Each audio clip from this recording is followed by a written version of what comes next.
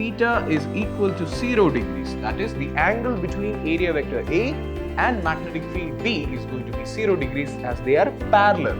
Here potential is more accurately defined as EMF. As I just told you, EMF is nothing but voltage. So L is going to come right outside of this integral sign and limits are from 0 to I, and it is I dI.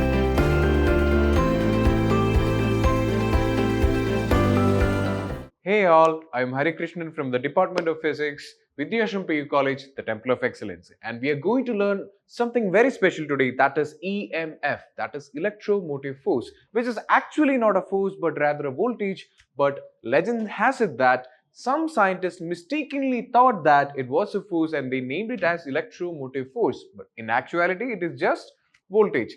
So let's learn something about EMF today. So it is not just EMF, it is actually motional EMF. That is, we already know that a change in flux or the change in magnetic flux associated with anything is going to produce a particular EMF. That is, it is going to produce a voltage, or in particular words, we can say that it is going to produce a potential difference, or much more precisely, we can say that it is going to produce a current. If there is potential difference, there is going to be a current flow between them. But let's say there is going to be an EMF being produced. That is, when there is a change in flux, we have an EMF being produced. Now let's see how this particular EMF can be produced. We know that any change in flux can produce that particular EMF. May it be the change in magnetic field, may it be the change in area, may it be the change in the theta, that is the angle between the area vector and magnetic field. We know that an EMF will be produced. In this particular case, it is going to be the motion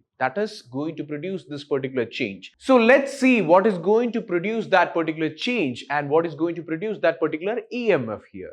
So right now I have a conducting frame. So there is a conducting frame.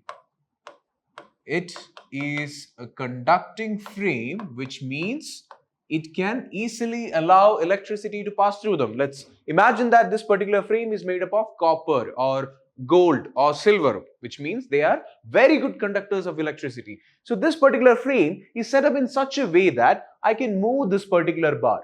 So this particular piece here that is indicated as PQ is actually movable. I can move it back and forth. And now this particular conducting frame is actually sitting in a uniform magnetic field. You can see that this is a uniform magnetic field having a field strength of vector B. So the vector direction indicates that the field is actually penetrating the board and going inwards. So we do know that there is a magnetic field here, and that is a uniform magnetic field. I have a conducting frame which is PQRS kept in this uniform magnetic field, which is having a movable lever which is PQ. Now we do know that this particular frame has a length of L. That is, the distance from S to R or P to Q is actually L. So we know that this particular distance is L and this particular distance is X. That is, the distance from R to Q is actually X.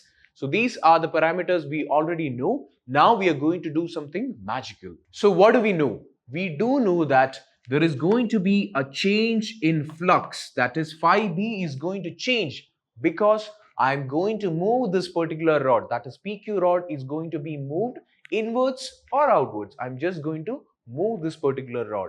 But how do I know that is going to change this particular flux that is inside this particular conducting frame? That is because I know the equation for magnetic field, and the equation for magnetic field is BA cos theta. Now I'm going to assume that the angle between this area vector and this magnetic field, that is, the area vector and the magnetic field is actually in the same direction.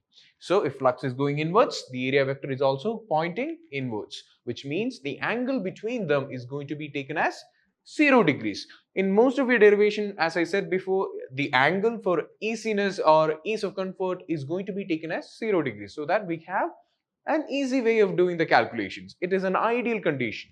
So we can say that since theta is equal to 0 degrees, that is, the angle between area vector A and magnetic field B is going to be 0 degrees as they are parallel. So implies cos theta is actually 1, which means phi B will be equal to B times A.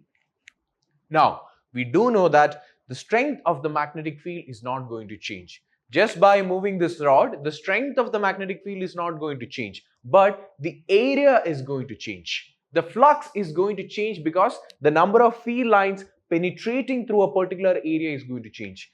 Initially, it was at this position, but as I started moving it forward or backwards, the number of field lines in this particular area is going to change. So let's say that I'm moving this particular rod inwards with a velocity v. If you don't want to move it with a velocity v, just assume that we are just moving this particular rod forward. Just think of it like that. I'm just moving this rod forward. Then what will happen? Then obviously the area inside this is going to change. Or more specifically speaking, the length between R and Q is going to change. X is now becoming a varying quantity. X is changing right now when I'm moving this particular lever inwards. So now we are going to substitute that particular changes into this equation and we'll see what the output that is we are going to get. So here I know that area A is equal to, what is the area of this rectangle? It's very simple, right? Area of rectangle is length times breadth. So length is L and breadth is X. But remember, X is going to change very soon. So we can say it is L times X. So area A is equal to L times X. And now we also know that any change in flux is going to produce an EMF. So we know that d phi by dt is going to produce an EMF. Yeah, there is going to be a negative sign there, but right now I am only concerned about the EMF that is going to be produced. So I am taking the magnitude value. If you want, you can consider the negative sign and say that, okay, it is the back EMF that is going to be produced. But for me, the magnitude value is going to be enough. So I'm just going to say that magnitude of EMF is equal to d phi by dt. Now I'm going to substitute this particular equation into it, and the A is substituted as L times X. So we can write this as d b L X divided by dt. So this particular operator will only operate if certain conditions are met. That is, here it has to be a changing quantity. So here the only changing quantity is X. X is the only factor that is changing. Magnetic field strength is not changing.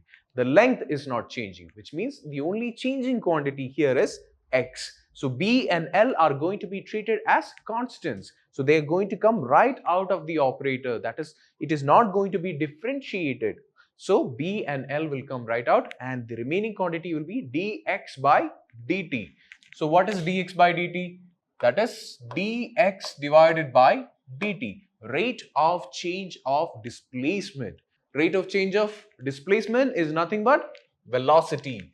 So we are going to substitute that also. So when we differentiate this, we will get it as b times L into dx divided by dt, which is nothing but BLV. So if there is a magnetic field strength, that is B, uniform magnetic field of strength B, and there is a conducting frame that is having a length L, and the frame has a movable part which can be moved with a velocity V, then we can say that the EMF produced will be equal to motional EMF being produced. Remember, it is because of this particular motion that the EMF is going to be produced. So that is why we call it as motional EMF. Again, the EMF will be equal to B times L times V. So this is known as motional EMF. And this is the derivation of motional EMF. So we can say the EMF being produced, E is equal to B times L times V. It's an easy derivation. It'll take you like what? 30 seconds, 35 seconds? That's it, right? We're going to consider a metal frame, that is a conducting frame, and it is kept in a uniform magnetic field having length L and varying breadth, that is B, and the rod is going to be moved at velocity V, then we can say that the phi, that is flux change, is actually indicated by VA cos theta. Cos theta is actually 1. So we can see that flux phi B is equal to BA. Substituting for area, we have the equation for EMF is equal to d phi by dt. Then when differentiated, we'll have the final form, that is BLV. And this BLV is known as motional EMF. That's it. Now we are going to discuss something known as magnetic energy. Now we know that what is motional EMF, we are going to discuss something known as magnetic energy. We saw what is mutual induction, we saw what is self-induction, and now we have to know what is magnetic energy. So what is this magnetic energy? We know that whenever current is passing through a particular solenoid, it develops a magnetic field. From where does this magnetic field is being generated from? Or when the current is stopped, immediately the magnetic field ceases to exist. So from where does this intrinsic property of developing that magnetic field comes from? So when current is passing through and not passing through, when there is a change in flux, also the magnetic field is being developed and it is going away suddenly. So to develop this particular magnetic field and to compress it, this particular magnetic field needs an energy. It needs a particular energy in order to do this, that is generate this magnetic field, and to take it away, all this requires energy. So where does this energy come from? Is it from the unknown? Somebody is dropping bits of energy onto the coil? No, actually what happens is that, so we do know that this particular solenoid develops this magnetic field when current is passing through that particular coil. So we know that current will be passing, let's say current I will be passing through this particular coil, and then only then will this particular coil develop that particular magnetic field. So we know that current is the flow of charges. So somebody has to do some work in order to get this particular charge to the other side. Let's say voltage. Voltage has to push this particular charge, let's say dq. dq is one charge, very small amount of charge. That particular dq has to travel through all these coils to get to the other end, which means that somebody has to do some work in order to get this particular charge from, let's say, the initial position to the final position. Let's say it has to travel a distance of L, and let's say the area of cross section of this particular solenoid is A. So somebody has to do some work in order to make this dq go this distance and reach to the other side. So this particular work done is stored as this particular magnetic energy. Or to be even more precise, we know that potential energy in most of these cases are simply energy, which means that work done is stored as potential energy, or simply we can say that here magnetic energy is more precisely magnetic potential energy, magnetic potential energy, and that is because of the work done in moving this particular charge from this position to the very end. That is the current being passed through this particular coil. So what is the equation for potential? If you remember chapter 2, we know that V is equal to potential is defined as work done per unit charge. That is work done in bringing a small charge from infinity to a particular point. So we can say that V is equal to W divided by Q. Here potential is more accurately defined as EMF. As I just told you, EMF is nothing but voltage. So we can actually say EMF and voltage here are same. So I can write it as E is equal to W divided by Q. So I am going to consider the small charge dq and the small work dw to be done in order to get this particular charge from this side to the very end. But remember, when this charge is going through, we know according to Lenz's law, there is going to be an opposition. That particular opposition is provided by induction or self-induction in this particular case, because current is flowing through this particular coil and this particular coil itself is trying to oppose that current flow.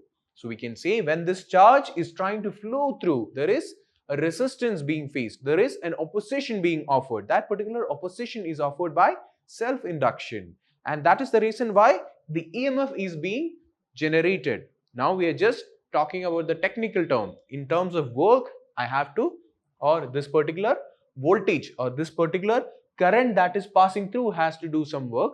So dq amount of current is going to travel through this coil, and simultaneously it is going to face a lot of difficulties to pass through this particular coil because of the back EMF being produced.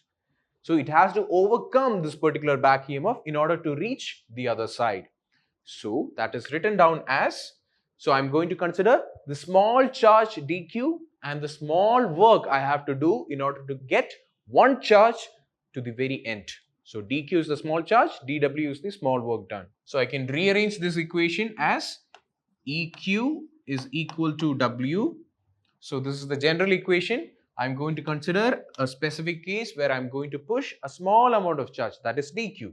So I can write it as E dq will be equal to dw. Now, since it is very small, we have to account for every current that is flowing through, that is every charge that is flowing through that particular coil. So in order to get the small bit into a large quantity, I have to do integration. I'm going to do integration here, but before that I also have to substitute what is E.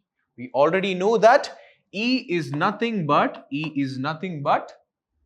L di divided by dt. If you remember the self-induction portion, we know that when current is passing through a coil like this, there is going to be a back EMF produced, and that particular back EMF is because of self-induction, and L is nothing but the constant there, or simply self-inductance, and that particular equation is E is equal to L di by dt. I'm going to substitute that particular equation here. So I have to write it as L di by dt into dq is equal to tw. Now, just before integrating, I'm going to do some special things here. That is, I'm going to move this di outwards and put this dq inwards.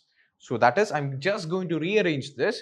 The actual method of solving this is not like this, but let's say for your understanding's sake, I can do this small swap here.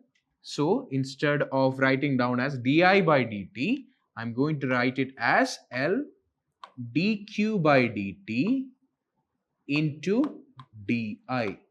So let's say all this quantity in the numerator is same, right?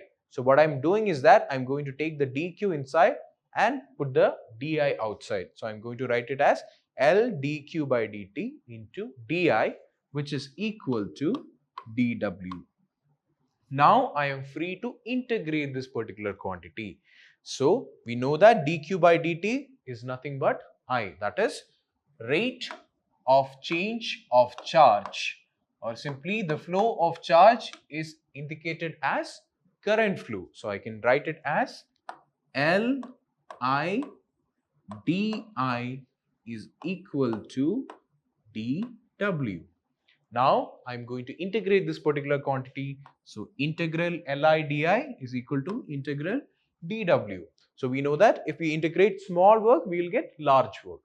Now here I'm going to integrate Li di. Here the only changing quantity is the current which is flowing. L is already a constant. So L is going to come out of this particular integral sign. Let's say I'm going to integrate from 0 to capital I. That is no current to maximum amount of current. That is indicated as 0 to maximum current being flowing. That is 0 to I. Limits are 0 to I. So integral 0 to I Li di is equal to W. Why are we finding out work? Very simple.